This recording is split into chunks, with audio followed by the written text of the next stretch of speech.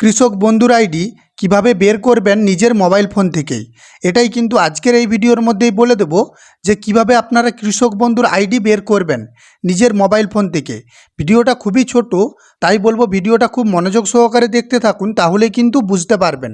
তো ভিডিওটা কিন্তু শুরু করা যাক। তো দেখতে পাচ্ছেন আমি আমার মোবাইল ফোনের স্ক্রিনে চলে এসেছি। কৃষক বন্ধুর আইডি বের করার জন্য আপনাদেরকে গুগল বা ক্রোম ব্রাউজারটিকে ওপেন করে নিতে হবে। তো আমি গুগলটিকে ওপেন করে নিচ্ছি। তো দেখুন গুগলটিকে ওপেন করার পর এই রকম কিন্তু একটা পেজ ওপেন হয়ে যাবে। তো আপনাদেরকে সার্চ আইকনে লিখে নিতে হবে কৃষক বন্ধু। তো আপনারা লিখে দিবেন কৃষক বন্ধু।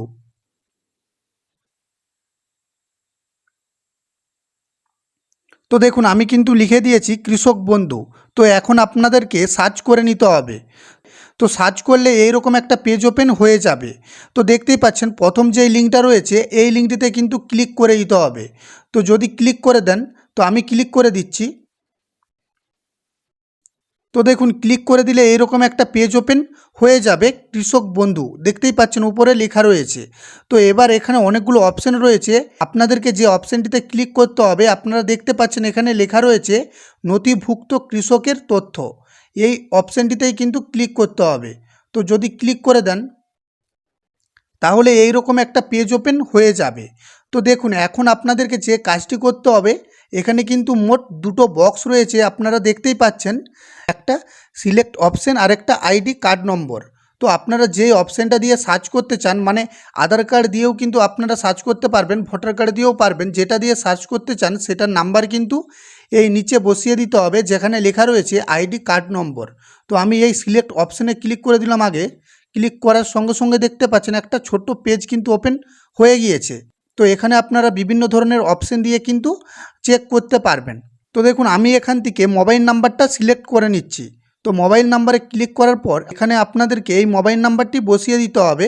তো আমি মোবাইল নাম্বারটি বসিয়ে দিচ্ছি।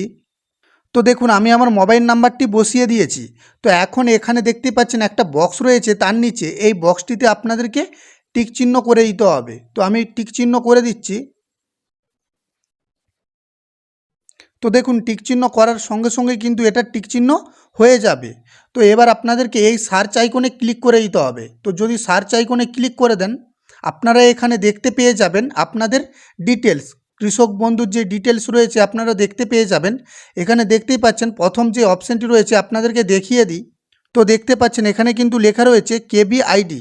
তো এই আইডিটাই আপনাদেরকে ওই কৃষক বন্ধু ভেরিফিকেশন ফর্মে কিন্তু দিতে হবে। তো এরকমভাবে আপনারা আইডিটা বের করে লিখে দিবেন, কারণ এই আইডিটা কিন্তু আপনাদের কৃষক বন্ধু ভেরিফিকেশন ফর্মে লাগবে। তো আপনারা বুঝতে পেরেছেন। তো যদি ভিডিওটি ভালো লেগে থাকে তাহলে চ্যানেলটিকে সাবস্ক্রাইব করে পাশে থাকুন। তো চলুন দেখা হচ্ছে পরের ভিডিওয়।